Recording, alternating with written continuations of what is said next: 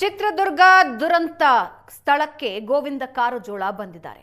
7 ಮಂದಿ ಸಜೀವ ದಹನ ಅನ್ನೋದು ಸದ್ಯಕ್ಕಿರೋ ಮಾಹಿತಿ. ಅಪಘಾತದಲ್ಲಿ ಗಾಯಗೊಂಡವರನ್ನ ಸಂಸದ ಭೇಟಿಯಾಗಿದ್ದಾರೆ. ಗೋವಿಂದ ಕಾರಜೋಳ ಆಸ್ಪತ್ರೆಗೆ ಭೇಟಿ ಕೊಟ್ಟು ಗಾಯಾಳುಗಳನ್ನ ಮಾತಾಡಿಸಿದ್ದಾರೆ.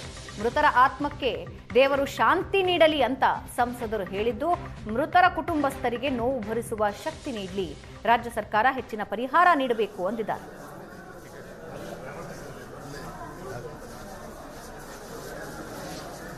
ಚಿತ್ರದುರ್ಗ ಜಿಲ್ಲೆಯ ಹಿರಿಯೂರು ತಾಲೂಕು ಆಸ್ಪತ್ರೆಗೆ ಚಿತ್ರದುರ್ಗ ಸಂಸದರಾದಂಥ ಗೋವಿಂದ ಕಾರಜೋಳ ಅವರು ಭೇಟಿ ನೀಡಿ ಗಾಯಾಳುಗಳ ಆರೋಗ್ಯವನ್ನು ವಿಚಾರಿಸಿದ್ದಾರೆ. ಸದ್ಯ ಅವರನ್ನೇ ಮಾತಾಡ್ತೀನಿ. ಸರ್, ಈಗ ಈ ಒಂದು ದುರಂತ ನಿಜಕ್ಕೂ ಆಘಾತಕಾರಿ. ಎಲ್ಲ ಯುವತಿಯರು ಬಾಳಿ ಬದುಕಬೇಕಾದಂಥವ್ರು. ಭಗವಂತನಲ್ಲಿ ನಾನು ಪ್ರಾರ್ಥನೆ ಮಾಡ್ತಾನೆ, ಮೃತರ ಕುಟುಂಬಕ್ಕೆ ಶಾಂತಿಯನ್ನು ದಯಪಾಲಿಸಲಿ ಮತ್ತು ಅವ್ರ ಕುಟುಂಬ ವರ್ಗದವ್ರಿಗೆ ಆಗಿರ್ತಕ್ಕಂಥ ನೋವನ್ನು ಭರಿಸ್ತಕ್ಕಂಥ ಶಕ್ತಿಯನ್ನು ಭಗವಂತ ನೀಡಲಿ. ಅವ್ರ ಕುಟುಂಬದವ್ರಿಗೆ ಆಗಿರ್ತಕ್ಕಂಥ ನೋವನ್ನು ಕಂಡು ಈಗಾಗಲೇ ಪ್ರಧಾನಮಂತ್ರಿಗಳು 2 ಲಕ್ಷ ರೂಪಾಯಿ ಮೃತರ ಕುಟುಂಬಗಳಿಗೆ ಪರಿಹಾರ ಕೊಡ್ತಕ್ಕಂಥದ್ದು ಘೋಷಣೆ ಮಾಡಿದ್ದಾರೆ. ಗಾಯಾಳುಗಳಿಗೆ 50,000 ರೂಪಾಯಿ ಕೊಡ್ತಕ್ಕಂಥದ್ದನ್ನು ಘೋಷಣೆ ಮಾಡಿದ್ದಾರೆ. ಅದಕ್ಕೆ ನಾನು ಪ್ರಧಾನಮಂತ್ರಿಗಳಿಗೆ ಕೃತಜ್ಞತೆಗಳನ್ನು ಸಲ್ಲಿಸ್ತೇನೆ ಮತ್ತು ನಮ್ಮ ರಾಜ್ಯ ಸರ್ಕಾರಕ್ಕೂ ನಾನು ಆಗ್ರಹ ಮಾಡ್ತೇನೆ. ಸನ್ಮಾನ್ಯ ಮುಖ್ಯಮಂತ್ರಿಗಳಾಗಿರ್ತಕ್ಕಂಥ ಸಿದ್ದರಾಮಯ್ಯನವರು ಮೃತರ ಕುಟುಂಬಕ್ಕೆ ಇನ್ನೂ ಹೆಚ್ಚಿನ ಪರಿಹಾರವನ್ನು ಕೊಡಬೇಕು. ಗಾಯಾಳುಗಳ ಸಂಪೂರ್ಣ ಖರ್ಚು ವೆಚ್ಚವನ್ನು ಸರ್ಕಾರವೇ ಭರಿಸಬೇಕು.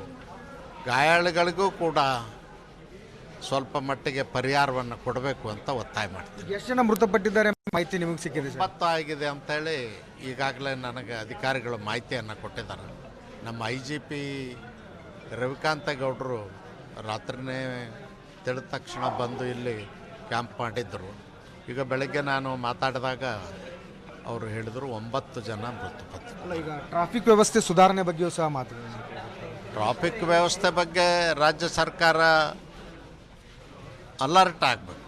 ಯಾಕಂದರೆ ಪದೇ ಪದೇ ಹೈವೇನಲ್ಲಿ ಆಕ್ಸಿಡೆಂಟ್ಗಳಾಗ್ತಾವೆ. ಆಕ್ಸಿಡೆಂಟ್ ಸ್ಪಾಟ್ಗಳು ತುಮಕೂರು ಮತ್ತು ಚಿತ್ರದುರ್ಗ ಜಿಲ್ಲೆಯಲ್ಲೇ ಜಾಸ್ತಿ ಆಗಿದ್ದಾವೆ.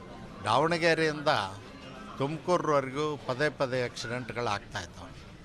ಅದಕ್ಕೆ ಸರ್ಕಾರ ಇಲ್ಲಿ ವಿಶೇಷವಾದಂಥ ಟ್ರಾಫಿಕ್ ತಂಡನ್ನು ನೇಮಿಸಬೇಕು. ಯಾರು ಟ್ರಾಫಿಕ್ ನಿಯಮಗಳನ್ನ ಮೀರಿ ವಾಹನ ಚಲಿಸ್ತಾರೆ ಅಂಥವ್ರಿಗೆ ಕಾನೂನಿನ ಕ್ರಮ ಆಗಬೇಕು. ಮದ್ಯಪಾನ ಮಾಡಿ ಓಡಿಸುವಂಥವ್ರು. ಚಿತ್ರದುರ್ಗ ಸಮೀಪ ಬಸ್ ದುರಂತದಲ್ಲಿ 10ಕ್ಕೂ ಹೆಚ್ಚು ಜನ ಹಸುನಿಗಿರ್ತಕ್ಕಂಥದ್ದು ಭಾಳ ದೊಡ್ಡ ದುರಂತ ಆಗಿರುವಂಥದ್ದು. ನಾನು ಭಗವಂತನಲ್ಲಿ ಪ್ರಾರ್ಥನೆ ಮಾಡ್ತೇನೆ, ಯಾರು ಮರಣ ಹೊಂದಿದ್ದಾರೆ ಆ ನೋವನ್ನು ತಡಿತಕ್ಕಂಥ ಶಕ್ತಿಯ ಕುಟುಂಬದ ವರ್ಗದವ್ರಿಗೆ ದಯಪಾಲಿಸಲಿ. ಮತ್ತು ರಾಜ್ಯ ಸರ್ಕಾರವು ಕೂಡ ಯಾರು ಉಳಿದಂಥ ವ್ಯಕ್ತಿಗಳೇನಿದ್ದಾರೆ ಅವರಿಗೆ ಸರಿಯಾದ ರೀತಿ ಒಂದು ಚಿಕಿತ್ಸೆ ಕೊಡುವಂಥ ನಿಟ್ಟಿನಲ್ಲಿ ಜಿಲ್ಲಾಡಳಿತ ಗಮನಿಸಬೇಕು ಅಂತೇಳಿ ಸಂದರ್ಭ ಹೇಳೋದಕ್ಕೆ ಇಷ್ಟಪಡ್ತೀನಿ. ನೋಡೋಣ, ಈಗ ರಾಜ್ಯ ಸರ್ಕಾರ ಸಹಜವಾಗಿ ಇಂಥ ದುರ್ಘಟನೆ ನಡೆದಾಗ ತನಿಖೆನೂ ಕೂಡ ಆಗ್ತದೆ. ಅದಾದಮೇಲೆ ಅದ್ರ ಬಗ್ಗೆ ಚರ್ಚೆ ಮಾಡಿ.